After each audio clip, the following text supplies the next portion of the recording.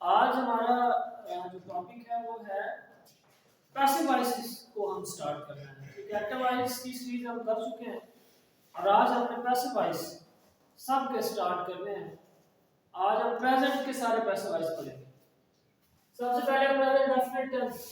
Present definite tense में उर्दू फिक्रे के आखिर में पहचान उसी तरह ता है, ती है, ते है वगैरह आता है।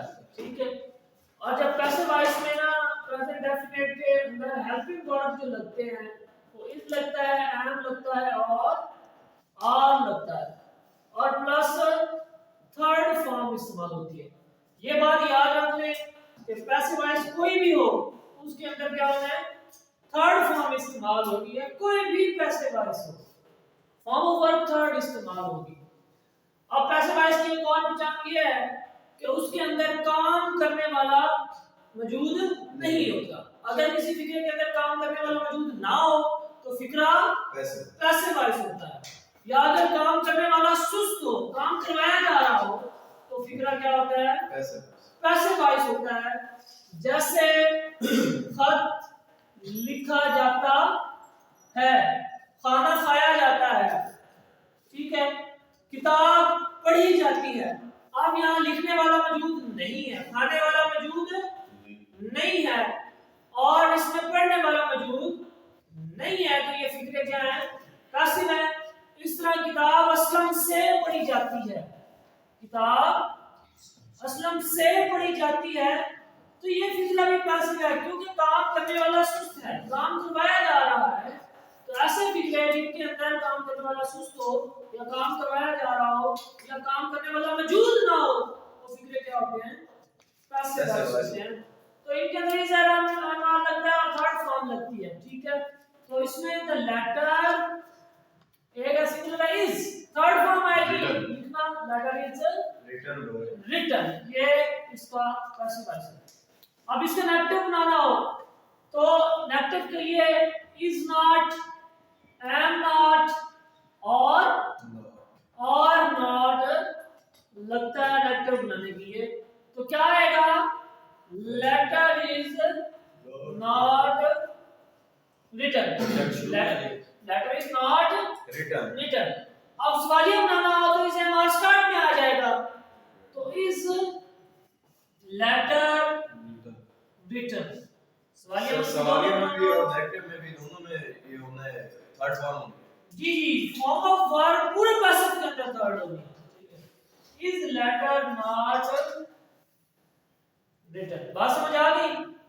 अब एक एक्टिव पहले करते हैं और एक्टिव का पैसिव बनाते हैं। ठीक है, जैसे फॉर एग्जांपल आप देखिए, असलम किताब पढ़ता है, असलम किताब पढ़ता है। अब इसका आपको पता है ये एक्टिव वॉइस है क्योंकि असलम खुद है, काम करने वाला मौजूद है और कर रहा है।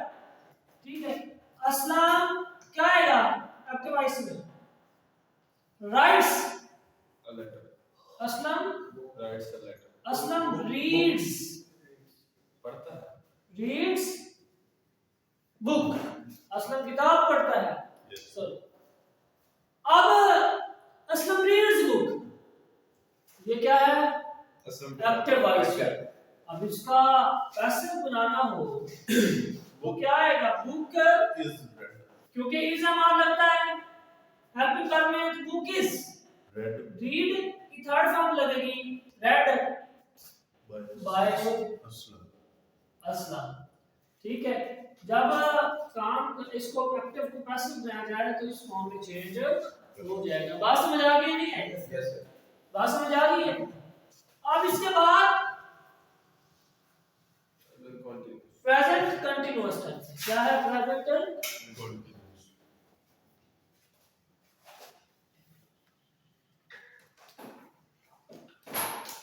इसकी पहचान उसी तरह है,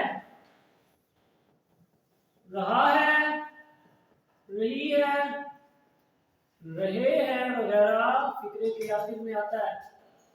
हेल्पिंग वर्ब इसी तरह इज, एम और एक्टिव वॉइस के अंदर आपको पता है first form ING, first form ING. जबकि जब हम पैसिव बनाएंगे फिगरा तो उसके अंदर क्या है, बीइंग बीइंग आ जाएगा। बीइंग वो आईएनजी तो नहीं रहेगा, राइटिंग इस तरह वो नहीं रहेगा, बल्कि इज एम आर और प्लस बीइंग, ठीक है, और प्लस थर्ड फॉर्म तो आनी नहीं आनी है, थर्ड फॉर्म तो आनी है। अब इसी का आगे बनाते हैं फ्यूचर में, खत लिखा जा रहा है, किताब असलम से लिखी करते हैं, ठीक है, इसमें नहीं होगा, लिखी जा रही है। बात समझ आई? अब इसमें खत लिखा जा रहा है, letter is being written, letter is, ठीक है, और ये बीइंग है, रूल है, बीइंग आता है, और थर्ड फॉर्म रिटन क्या है, राइट रोट रिटन। मंफी बनाने के लिए is not, am not, are not, yes sir, और बीइंग वैसे रहेगा। हाँ बीइंग ऐसे ही, letter is not being written. बात समझ आई है? सवाल के लिए इसका नाम स्टार्ट में आ जाएगा, इज लेटर बीइंग रिटन। बात समझ आई है? आप पहले एक्टिव बनाते हैं और एक्टिव के बाद फिगरे को कैसे बनाते हैं। एक्टिवाइज क्या है? ये एक्टिवाइज है फिगरा, असलम किताब लिख रहा है, ये फिगरा एक्टिव है। अब इसका प्रोसेस बनाना हो तो क्या आएगा, किताब असलम से लिखी जा रही है, जा रही है। मतलब किताब लिख रहा है, जब एक्टिवाइज हो इज एम आर और फर्स्ट फॉर्म आईएनजी और ऑब्जेक्ट। जब पैसिवाइज हो इज एम आर बीइंग और थर्ड फॉर्म इस्तेमाल होती है। असलम किताब लिख रहा है, असलम इज फर्स्ट फॉर्म के साथ आईएनजी, राइटिंग बुक। मंफी बनाने के लिए is not, am not, are not लगता है, इसका is not writing book, is Aslam writing book. अब इसका पैसिव बनाएं, पैसिव बनाएं तो ये बुक स्टार्ट में ऑब्जेक्ट, जब पैसिव बनाते हैं ऑब्जेक्ट स्टार्ट में आ जाता है, बुक इज, ये राइटिंग खत्म होके उसका रूल है बीइंग आता है, ये पैसिव वाइज होता है बीइंग, और ये थर्ड फॉर्म बन जाती है being written by Aslam, subject के साथ फिर बाय लग जाता है और उसको बाय करके हम लिखते हैं, तो book is being written by Aslam. Negative के लिए is not, am not, are not लगता है, book is not being written by Aslam. सवालिया के लिए इज एम और स्टार्ट में is book being written by Aslam. बात समझ आ गई है? Yes sir. किस किस बंदे को कंटीन्यूअस की समझ आ गई? यस सर, आ गई, अब इसको मिटा दें, यस इसके बाद आ जाता है जी present perfect tense. Present perfect tense, present perfect के अंदर तो वैसे भी थर्ड फॉर्म लगती है, ठीक है, हैव लगता है एक्टिव वॉइस में, लेकिन पैसिव वॉइस को अगर हम देखें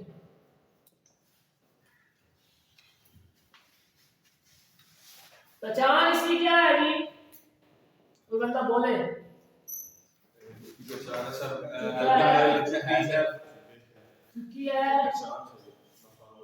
चुके हैं या यकीन पाया जाए, लिया है, ली है वगैरह, ठीक है।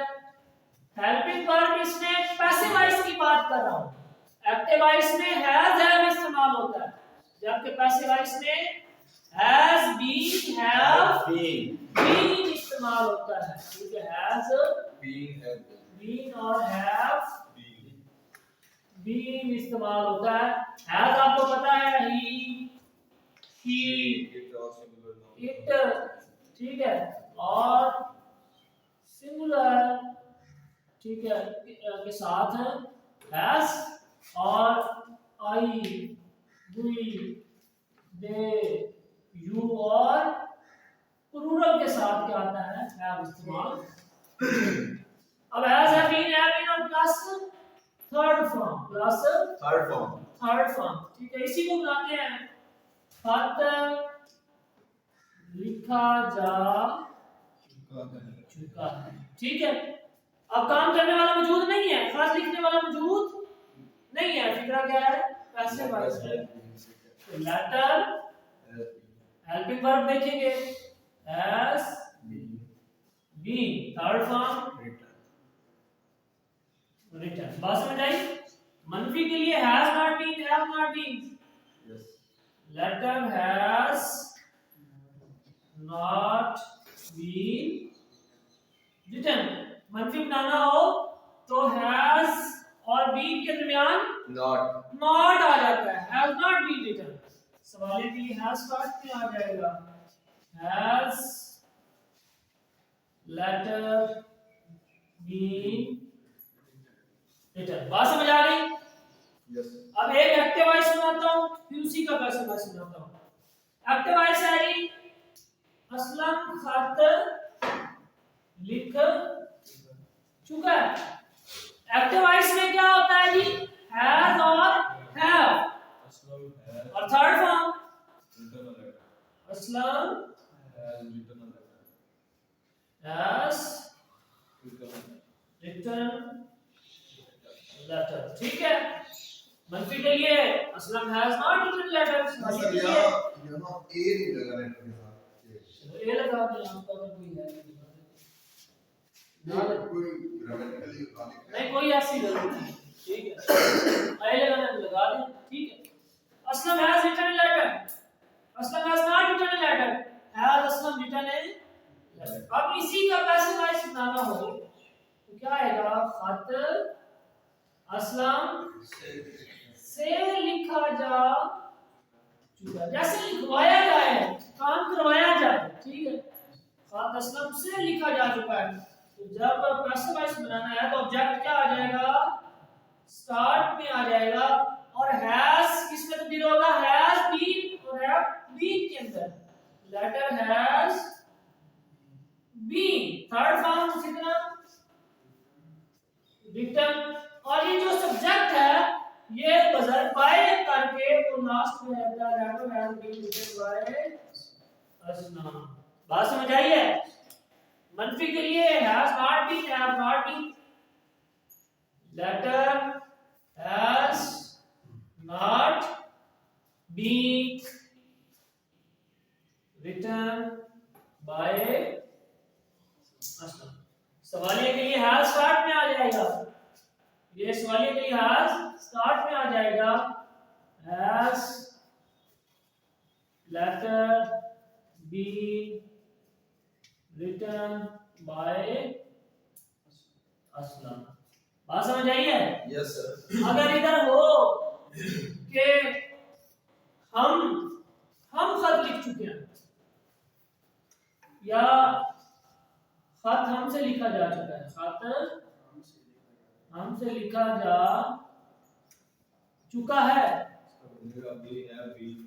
अब इसका एक्टिव वॉइस है हम खत लिख चुके हैं, हम खत लिख चुके हैं, ये एक्टिव वॉइस है। इसका पैसिव वॉइस है खत हमसे लिखा जा चुका है, हम खत लिख चुके हैं we have उसके साथ have आएगा third form written of letter. मनफी के लिए have not आएगा we have not written a letter। अब इसका पैसिव वॉइस बनाएं लेटर खत हमसे लिखा जा चुका है letter have been written by अस ठीक है। आगे गाना तो लेटर हैव है तो क्या आ जाएगा हैव बीन थर्ड फॉर्म उसी तरह रिटर्न। वही है ना इधर, तो वही ऑब्जेक्ट के किधर तब्दील हो जाएगा बाय अस ठीक है, बाय अस। अब एक और बात I my me she her he his him they them, you, your, you, ठीक है, बात समझ आई? ठीक है। अब इसी तरह ये possessor हो गया, ये ऑब्जेक्टिव हो गया, ये सब्जेक्टिव प्रोनाउन है, ठीक है।